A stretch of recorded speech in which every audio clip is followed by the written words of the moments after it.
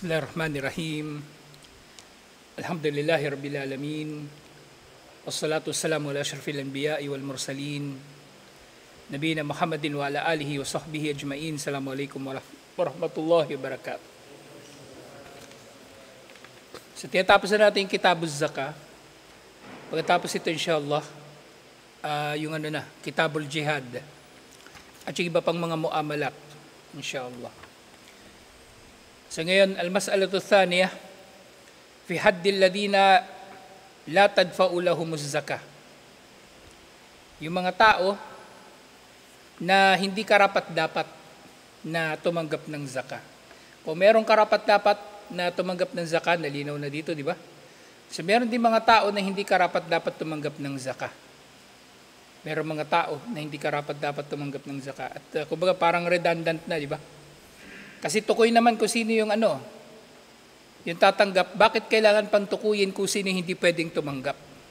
Ito para mas malinaw, inshallah. So hindi ito redundant, pagiging redundant. Kumbaga ito yung pagbibigay diin lamang, inshallah. Yung actually ganito sa Islam Yung yung halimbawa, yung sa la ilaha illallah, di ba? Merong nafi at merong ithbat. Nafi, la ilaha, walang Diyos. Illallah, ithbat, liban kay Allah. Walang Diyos na marapat sambahin liban kay Allah. So ganito. May ithbat, ito lang yung tatanggap ng zakah. At merong nafi, ito hindi pwedeng tumanggap ng zakah. Alhamdulillah. At kahit sa iba pang manggawaing pagsamba. Kailan ka pwede magsala, kailan ka hindi pwede magsala, tukoy. Saan pwedeng magsala? Saan hindi pwedeng magsala, tukoy din. Alhamdulillah. Kasi nga, al-asnaful ladina la yajuzu sarfu zakat lahum, ang mga uri ng tao na hindi pinahintulutan ang pagbibigay sa kanila ng zakah.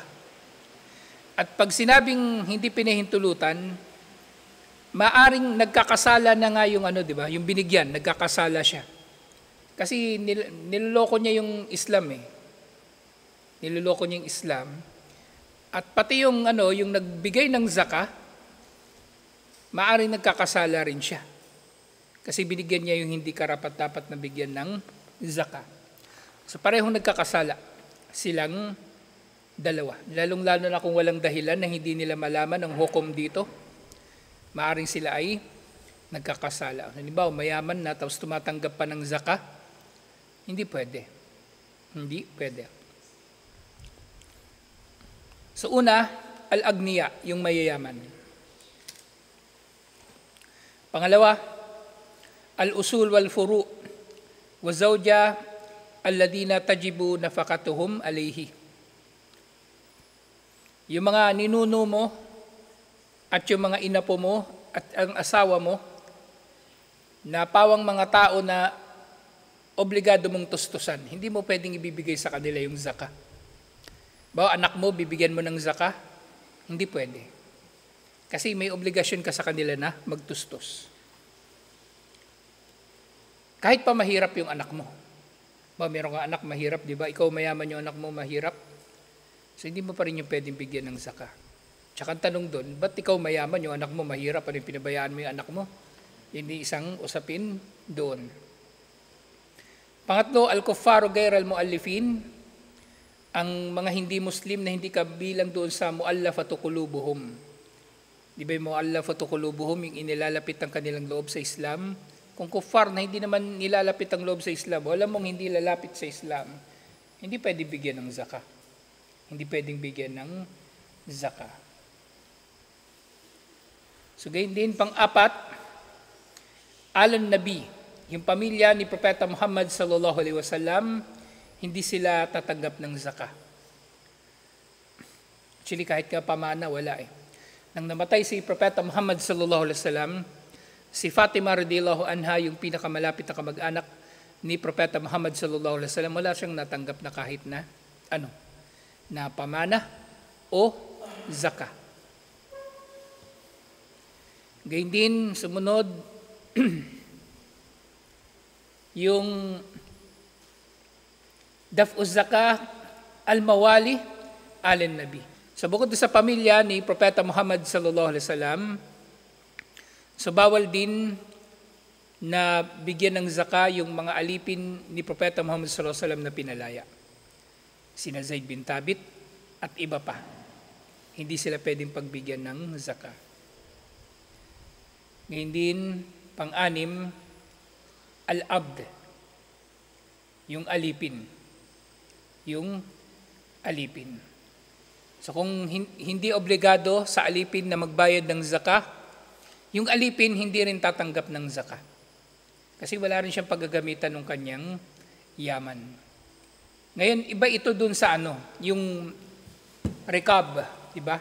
Yung dun sa walong tao na pwedeng tumanggap ng zaka, fair rikab.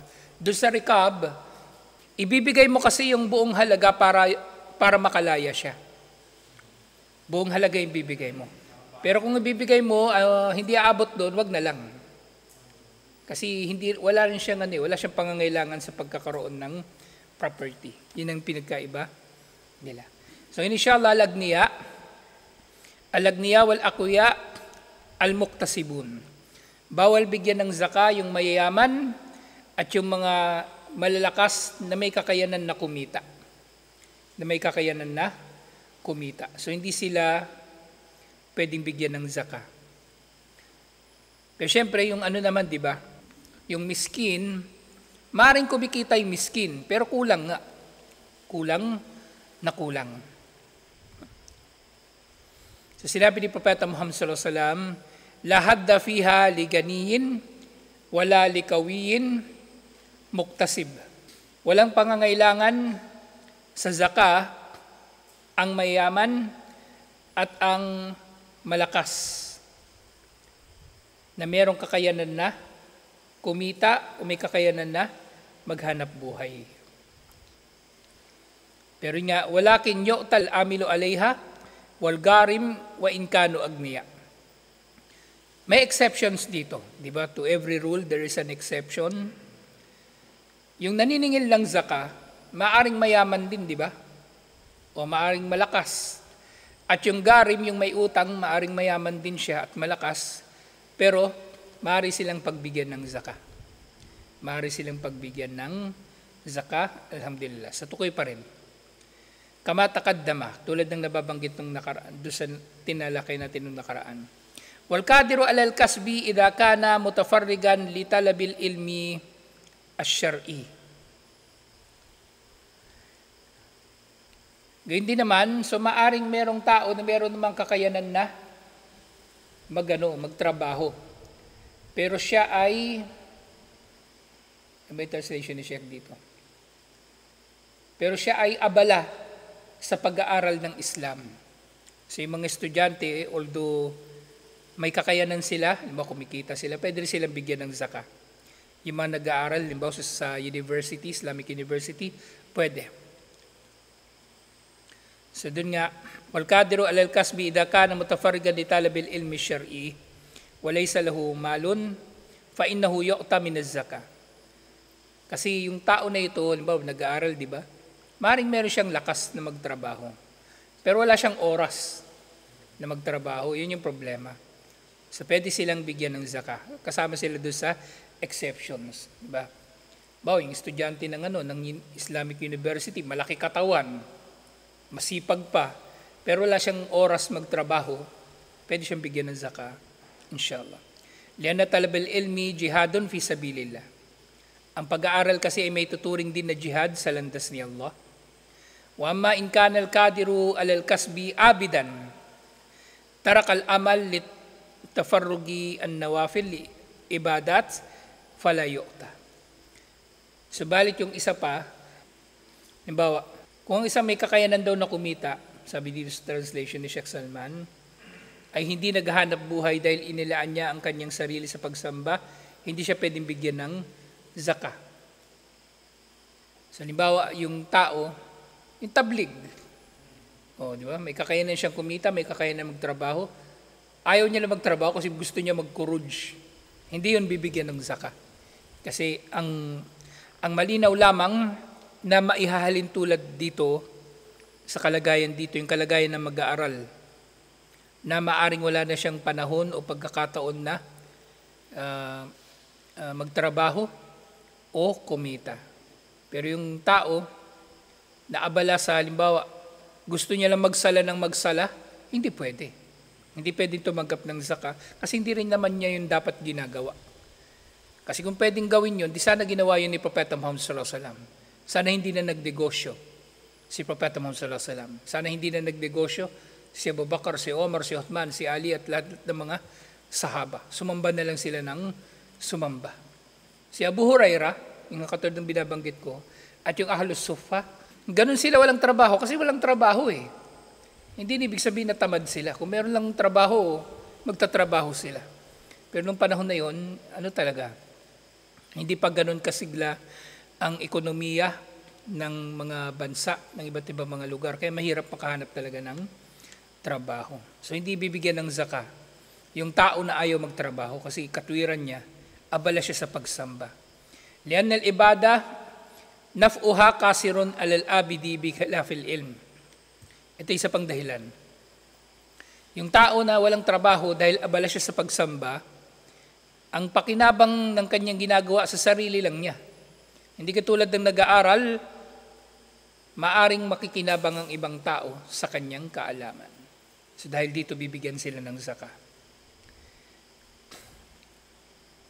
Pangalawa, al-usul wal-furu. Kapag sinabing usul, ito ni mga ninuno, ibig sabihin mga ugat. Tapos furu, yung kumbaga mga inapo mo na, mga inapo. At ganyan din yung asawa na ang lahat ng ito ay maaring meron kang obligasyon na tustusan sila. Alladina tajibu nafaqatahum alayhi. Fala yajuzu daf'us saka ila man tajibu alal muslimin nafaqatahum kal aba'i wal ummuhat. So hindi ka pwedeng magbibigay ng zaka sa tao na marapat lang na tustusan mo. Kahit nga sadaka eh. Di ba nakuwento ko na sa inyo, merong sheikh tinanong, pwede ba ako magbigay ng sadaka sa aking magulang? Nagalit yung sheikh. Ba't ka magbibigay ng sadaka sa magulang mo? Obligado kang magtustos sa kanya. At ang sadaka, kadalasan, sobra-sobrang pera na yung basura ang sadaka. O meron kang barya, wala ka ng paggagamitan, o binigay mo na lang, basura. Pero ang nafaka, ang ibinibigay mong nafaka sa pamilya mo, yung pinakamainam sa iyong yaman. Bibilan mo ng pagkain yung pamilya mo, iuunahin mo yun kaysa sa iba pang mga gastusin. Ibig sabihin yun ang pinakamainam mo na yaman. May mga ama, bibili sana siyang brief, butas si brief niya eh. Yung mga bata walang makain, iuunahin niya yung pagkain ng mga bata. Ibig sabihin kasi, may obligasyon siya na magtustos sa kanyang pamilya. So hindi pwedeng bibigyan ng tao ng zaka ang kanyang ama, ang kanilang mga ama, kal-aba wal ummuhat, kanilang mga ama at ina, wal ajdad wal jaddat, yung mga lolo at mga lola nila, wal aulad, yung mga anak nila, hindi yun pwedeng bibigyan nila ng zaka. Wa auladu aulad, wa auladul aulad, yung anak ng anak nila, yung mga apo nila. Lianna daf'a zaka ilaha ula yugnihim anin nafaqati alwajiba alayhi. Yun nga, kasi magkakaroon ng conflict. Kapag binigyan mo sila ng zaka, hindi na nila kailangan sa iyo ng nafaka. Yung nafaka obligado. At hindi pwedeng mawawala ang obligasyon sa tao. Parang ang halimbawa niyan, di ba? May sala na voluntaryo at obligado. Ginawa mo yung voluntaryo sa pag-aakala na sapat na yun pang takip, hindi mo na kailangan gawin yung obligado. Hindi pwede. So dito, nagbigay ka ng voluntaryo, kumbaga, na bagay sa halaga ng kumbaga sa konteksto ng sadaka, hindi pwede yun eh. Dapat nafaka ang ibibigay mo. Paano pa kaya kung parehong obligado?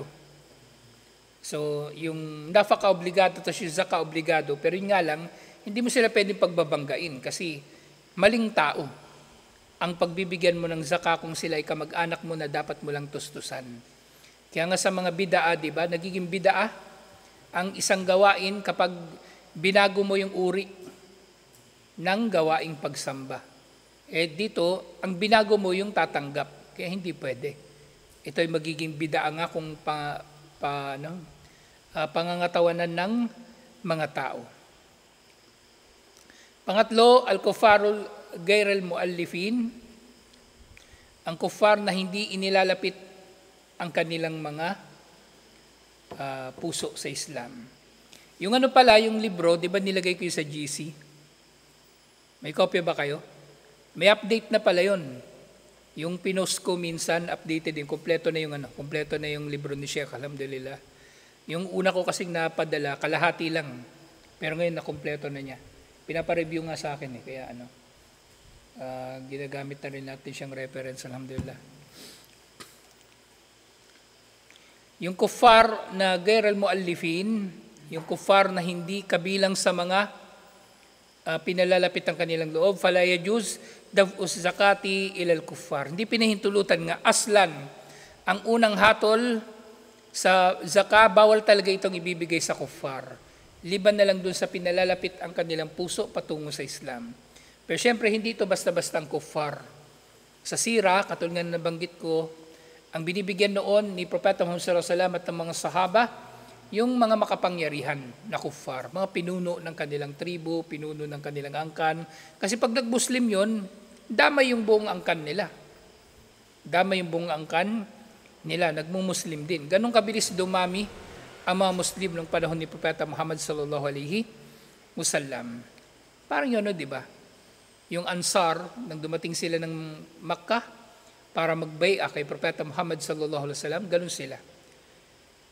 Ang dumalo doon, yung mga pinuno ng kanilang mga angkan, at pagbalik nila ng Madina, Muslim na sila, nag-Muslim din agad yung kanilang mga angkan. Kasi nga sabi, tukhadu min agniyaihim wa turaddu ala fuqaraihim. Ganito ang sabi ni Propeta Muhammad sallallahu alaihi wasallam, ang zakah kukunin sa mayayaman, ibibigay sa mahirap. Ay agniyail muslimin wa fuqaraihim duna gairihim.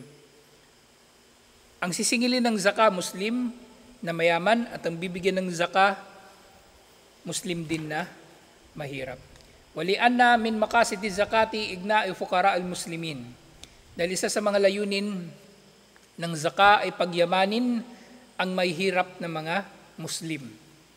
Hindi lang yung mapakain sila, yumaman talaga sila. Baga makatanggap sila ng pera, gagawin nilang puhunan sa negosyo. Diba? So yayaman sila inshallah. Pero nga katulad na banggit natin nung nakaraan, minsan mahirap ito May mga tao na pulubi mindset talaga sila.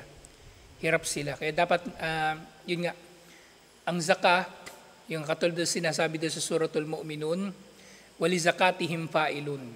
Silang sa kanilang mga zakah ay gumagawa. Kasi ang zakah, hindi lang ito pera na tinapon mo. Ito'y pera na pinagmamalasakitan mo at ibinibigay mo sa karapat-dapat at hindi na yun yung ang wakas ng pagbibigay mo ng zakah. Kumaga, dulutin mo, sikapin mo na ito ay maging kapaki-pakinabang insyaAllah. Wa tawtidu da'aimil mahabba wal ikai bainal afradil mujtama al muslim. So bukod doon sa pagtulong sa may hirap, layunin nito na mapagtibay ang kapatiran sa mga individual sa lipunan ng mga Muslim, wadhalika la yajuzu ma'al kuffar. So kung pinatatatag ay ang ugnayan ng mga Muslim, bakit bibigay mo sa hindi Muslim? Mamaya mabad trip pa sa iyo yung Muslim. Sabihin ng Muslim, ba't yung kuffar binigyan mo ng zakah? Ako, nandito ako, kapitbahay mo ko. Mas mahirap pa ako doon sa binigyan mong kuffar. Hindi mo ako binigyan. Diba? So, yung katulad na sinasabi ko, ang muallafatu qulubuhum, kung wala na talagang pagbibigyan ng zakah, doon ka lang magbibigay ng zakah sa tulad nila. Priority natin ng Muslim insyaAllah. Pang-apat, alan nabi, yung mga pamilya ni Propeta Muhammad sallallahu alaihi wasallam at yung kanyang mga alipin na pinalaya. So, lalaktawan na natin to, hindi na natin palalalimin kasi self-explanatory na ito. Yung pampito, yung alipin. Pang-anim, yung alipin. La tadfa'us zaka ilal abdi. Hindi bibigyan ng zaka ang alipin. Lianna ma'al abdi mulku li sayyidihi. Dahil ang alipin, kung magkakaroon siya ng yaman, magiging property rin yun ng kanyang amo. Diba? O nung saysay, nang ibinigay mong zaka. Hindi naman siya yayaman doon sa ibinigay mong zaka. Hindi niya pakikinabangan. Halimbawa niya, yung amo niya, meron siyang amo. Tapos binigyan mo ng zaka yung alipin naging mas mayaman patuloy doon sa amo niya. Kukunin ng amo yun. Di ba? Bad trip yung amo niya. Ba't itong alipin ko may 5 million, tapos ako, wala nga ako 100,000. So kukunin niya yun. Faidao tiya zakatu intakalat ila mulki sayyidihi. Kapag tinanggap man niya yung zaka o binigyan siya ng zaka, lilipat ito sa kanyang amo. Wali anna nafaqatahu talzimu sayyiduhu. Kasi obligado sa kanya na ganun din tustusan siya. Kaya wala siyang pangangailangan sa anumang yaman. O istat namin dahil dito exempted siya. O dahil dito exempted itong ilang mga uri ng alipin. So babalik tayo sa mga uri ng alipin. Alala nyo, di ba? Yung mukatab, yung meron silang kontrata na lalaya siya kapag natupad yung ilang kondisyon. Yung mubaad, lalaya siya kapag namatay yung amo. Mubaad. Tapos yung tinatawag na yung umuwalad. Yung umuwalad, yung amo, nagkaroon ng anak dun sa babaeng alipin. Pagkamatay ng amo, yung anak niya, lalaya. Yung anak niya ay lalaya. At isa yun actually sa mga isa sa mga kahulugan ng hadith na isisilang ng babae yung kanyang amo. So bukod doon sa ukuk, yung pagiging lapastangan ng anak sa kanyang ina, pinaliwanag ng mga scholar na dadami yung futuhat, dadami yung pananakop ng mga Muslim, dadami yung alipin nila. Therefore, dadami yung mga bata na lalaya. Pero yung nanay nila nananatiling alipin. Pero maaring umuwalad yung maaring meron din silang kasunduan na pag mamatay yung lalaki, lalaya din yung nanay. So meron din ganung pagkakataon. Anyway, matatalaki, siguro nandun din yun sa sa jihad, sa kitabul jihad. Kasi, bakit walang pang-aalipin ngayon? Kasi wala namang jihad May kinalaman kasi sa jihad ang pang-aalipin. Liban na lang doon sa pang-aalipin na inabutan ni Propeta Muhammad sallallahu alaihi wasallam nung kanyang panahon. Yun nga, al-mukatab fa innahu yu'ta min az-zakati ma yaqdi bihi kitabatuhu. So di ba kabilang sa mga tatanggap ng zaka na karapat-dapat yung rikab, yung mga alipin para mapalaya sila. So dapat ibibigay sa kanilang kompletong amount, pambayad nila sa sarili nila o bibigay diretso sa amo. Yung mukatab, halimbawa, bayad na niya yung sarili niya. Meron silang kontrata, babayad siya ng halimbawa 1 million, bayad na niya yung 500,000. So may nag-zaka na 500,000 ibabayad sa kanya, o di pwede siyang tumanggap ng zaka para lumaya. Pero yung hindi siya lalaya dahil sa zaka mo, hindi pwede. Wal amilu ala zaka, yung alipin na naniningil ng zaka, pwede, di ba? Inutusan siya ng amo niya, sige, sumama ka dun sa mga naniningil, pwede. Faida kana al-abdu amilan ala zakati u'tiya minha li'annahu kal-ajir. Yung alipin na naniningil ng zaka o opisyal na taga-singil ng zaka, katulad lang din ng pinapaswelduhan na tao. So exempted siya doon kahit alipin siya. Kasi kailangan niya rin ng pang-gasolina, kailangan niya lang pang-merienda. Wal abdu yajuzu an yastajar bi idni sayyidihi.